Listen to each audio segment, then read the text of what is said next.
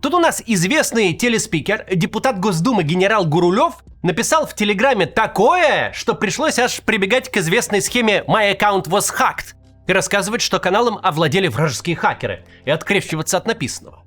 Тут есть что обсудить. Но сначала нельзя хотя бы вкратце не сказать о масштабной атаке украинских дронов по России, которая произошла сегодня ночью. Минобороны сообщает об уничтожении более чем 350 дронов. И, что важно в данном случае, беспилотники атакуют Питер, первый день Международного экономического форума.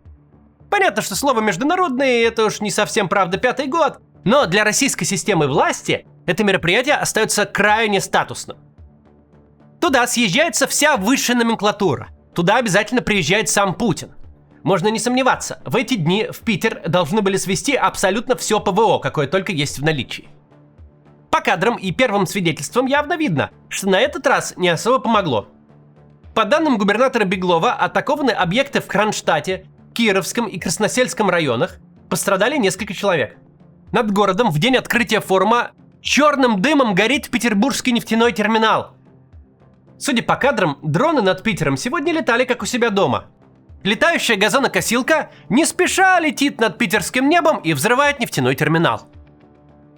Такого, кажется, на мероприятии подобного уровня с участием Путина мы еще никогда не видели. То, из-за чего Украину уговаривали на перемирие 9 мая, воплотилось наяву. Очевидную неспособность себя защитить государство демонстрирует прямо во время большого официального мероприятия.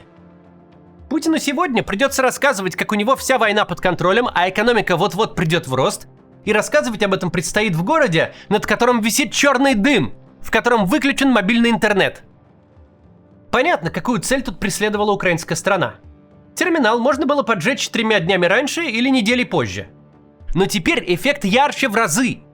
Все уже знают, что государство не может защитить свою нефтяную инфраструктуру. Это не новость. Но теперь всем видно, что оно не может даже себя защитить. То место, где собирается вся правящая верхушка страны во главе с Путиным, не может быть в безопасности даже 3 дня. Если у Украины стояла задача показать бессилие Путина, то у них это явно получилось. А теперь поговорим про пост Гурулева. Сначала объявление, как обычно. В описании вы найдете разные способы обойти блокировки интернета, в том числе бесплатные. Спонсирует наш гайд М-карт. Если вам прямо сейчас нужна карта, работающая за границей, или для оплаты подписок и покупок в интернете, обратитесь к ним.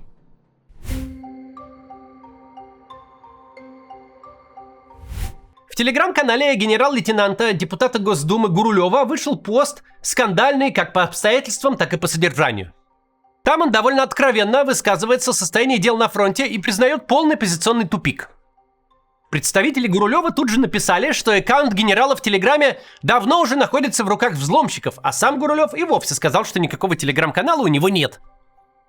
Мы разделим сегодня наше обсуждение на 2 части. Сначала объясним, почему мы считаем, что никакого взлома не было, и написал это сам Гурулев. А следом поговорим о содержании выступления генерала, потому что это важно.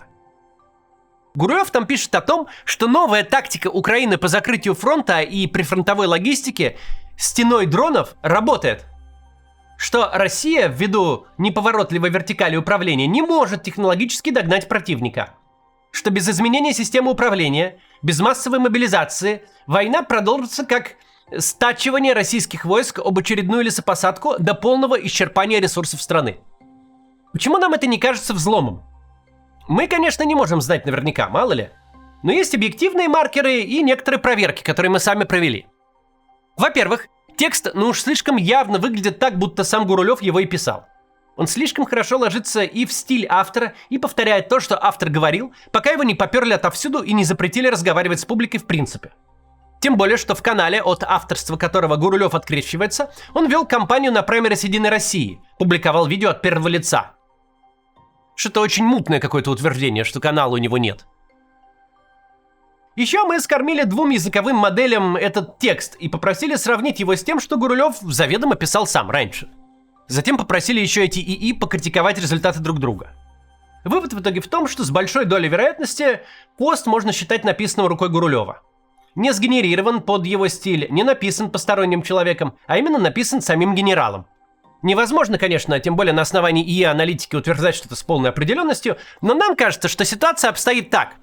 Гурулева бортанули с праймерис «Единой России», Очевидно, начальству окончательно надоел его длинный язык, и в новой думе его не будет. Гурулев же не очень этому был рад и выдумал историю со взломом своего телеграм-канала, тем самым сам себе выдал разрешение писать там все, что Бог на душу положит, ведь терять теперь особо нечего. Во-вторых, Гурулев в этом посте не сказал ничего, что выбивалось бы из общих настроений провоенной общественности. Сейчас в Z-телеграме нет дискуссии относительно тупика в войне. Есть дискуссия лишь о том, позволит ли массовая мобилизация из этого тупика выйти. Или просто всех мобилизованных тоже сточат об то же самое. Часть каналов считает, что мобилизовать 1 миллион человек разом – это единственный шанс прорвать украинскую оборону. Другая часть считает, что момент упущен и нет никакой разницы, сколько народу положить во многокилометровых киллзонах, что война в малом небе проиграна и с этим ничего нельзя сделать. Пост Гурулева не выглядит сумасшествием. Он вполне в фарватере этой дискуссии. Если бы генерала действительно решили подставить, написав что-то скандальное, то можно было выдать хоть что-то в духе Ильи Ремесло. Путина там обвинить в госизмене или призвать к госперевороту. Ну, в общем, итак, пост этот выглядит очень логичным в рамках той дискуссии, что захватила Z-телеграм, то есть транслирует общее ощущение тупика. Написан в стиле, в котором Гурулев реально разговаривает, и совсем не похож на злодейское нападение. Взламывать телеграм-канал генерал-лейтенанта, бывшего командарма, депутата Госдумы, очень медийного лица, чтобы выдать стандартную телегу Z-нытья, это звучит очень сомнительно. Именно поэтому мы будем исходить из самого простого и логичного предположения, что то, что опубликовано в канале Гурулева, написал Гурулев. Когда кому надо увидели, что Гурулев такое понаписал там, ему тут же прислали спецчеловека с кочергой. Ну, в общем, ему тут же напомнили, что он не анонимный зетник, а официальное лицо. И тут начались сразу странные эти опровержения. Гурулев, которому посредством праймерис Единой России очень недвусмысленно намекнули на скорую пенсию в полном забвении, видимо, решил обзавестись таким универсальным способом наговориться от души напоследок, пока его еще кто-то слушает. Ну и помимо официального канала в мессенджере Макс, вести еще и вот такой, в каком-то смысле анонимный, якобы взломанный телеграм-канал. Эта версия логики никак не противоречит. Гурулев не может не быть расстроен и обижен на начальство, которое перекрыло ему кислород на всех каналах, еще и так обидно кинуло на праймерис. Давайте, кстати, тут смеха ради, напомним, откуда вообще родился этот мем «My account was hacked». Потому что в момент его рождения кто-то из наших зрителей еще в школу не ходил. Дело было в начале 2014 года. Ты в школу ходил? Ходил уже? Ладно. Дело было в начале 2014-го. В те самые незапамятные времена. Незадолго до аннексии Крыма. Тогда впервые среди госслужащих вошел в моду агрессивный национализм, и знаменитая фигуристка, и тренер, и депутат Госдумы, кстати, тоже Ирина Роднина, в своем твиттере опубликовала фотографию Барака и Мишель Обамы, к которым пририсован банан. Этот, значит, чрезвычайно остроумный коллаж на несчастье Родниной попал из локального твиттера в американский. И всякие там американские деятели начали задаваться вопросом, а нормально ли, что открытая виза в США есть у людей, которые заняты настолько одноклеточным расизмом, еще и по отношению к президенту. Роднина, как и любой российский функционер от спорта, завязана на США по уши. И тут же почуяла, к чему дело клонится. Удалила картинку и принялась всех, значит, уверять, что ее аккаунт был взломан. С тех пор my account was hacked — это универсальная шутка надо всеми, кому кнопка send заменяет мозг. Мы оставляем себе право на ошибку, опять же, повторюсь, но в данном случае считаем так. В случае Гурулева это момент, когда очень хочется написать, что думаешь, тем более, когда тебя обидно выперли из будущего созыва Госдумы. Делать это от своего имени страшновато даже бывшему командарму и генералу, и Вот он и решил, значит, найти универсальную схему со взломанным двойником в Телеграме, с которым вроде как ничего не сделаешь и претензий ему не предъявишь. И говорить можно все, что в голову взбредет.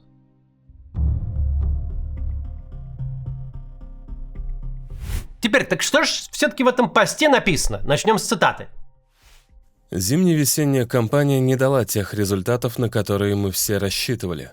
На дворе начало лета, а продвижение по сути встало. СВО перешло в формат жесточайшего позиционного тупика. Главная и самая страшная причина этого – вражеские дроны. Очень сложно здесь не согласиться с генералом во всем, кроме обозначения кампании как зимне-весенний. Ну, это, видимо, какой-то у него рудимент остался из Высшего общевойскового командного училища имени Верховного Совета СССР.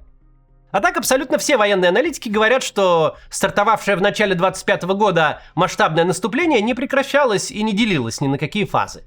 Почему нужно как-то выделять зиму-весну, непонятно, по старой памяти. В остальном, да, наступление полностью увязло, и виной тому успехи ВСУ в применении дронов. Насчет позиционного тупика тоже правда. Случилось это не вчера, не зимой и не весной. Словами «позиционный тупик» можно описать всю войну, начиная как минимум с захвата Бахмута. Но сейчас тупик этот стал уж слишком очевиден даже вот для генерала Гурулева. Штурмовые группы не то что атаковать, головы поднять не могут. Стоит бойцу выйти из укрытия, а техники двинуться с места, тут же прилетает FPV-дрон. Пехоту разбирают на подступах, продвижение измеряется метрами и лесополосами, за которые мы платим огромную цену. Так и есть. То из этого мы не прочитаем в тех же выражениях, открыв любой Z-канал, или наоборот сводку Руслана Левиева, или Wall Street Journal. Сегодня контент New York Times в части оценок состояния фронта не очень-то отличается от самого лютого зетника. Следующий же абзац будто бы повторяет прочитание какого-нибудь воеводы. Гурулев пишет, что, мол, нельзя победить красивыми докладами. Что пока Украина наращивает производство дронов, постоянно меняет технологии и частоты, доводит производство до миллионов штук, в наших высоких кабинетах идут бесконечные согласования. И к тому времени, как что-то согласуют, Украина трижды уже все перестроит.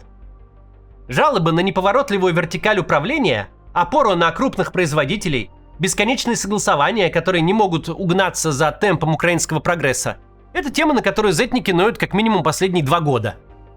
Хватит питать иллюзии, что вот-вот прорвемся. Не будет этого, пока кардинально не изменим подход. Позиционный тупик – предвестник нашего истощения, если вовремя не перехватить инициативу. И это то, о чем мы говорили. Ощущение тупика делает войну бессмысленной даже для самых оголтелых ее сторонников. Все понимают, что такая ситуация рано или поздно приведет не к прорыву, а к истощению ресурсов. Следующая мысль повторяет наш вчерашний прям ролик. А может, посмотрел?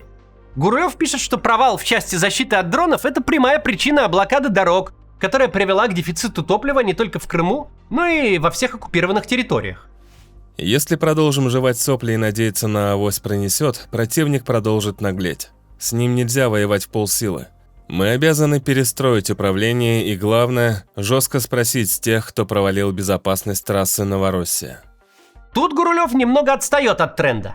В Z-среде уже считается дурным тоном взывать к настоящей войне. Спустя столько лет уже до всех дошло. Россия воюет всем, что у нее есть, нет никакой полсилы. Для нас же ценно то, чем генерал-депутат свой пассаж заканчивает.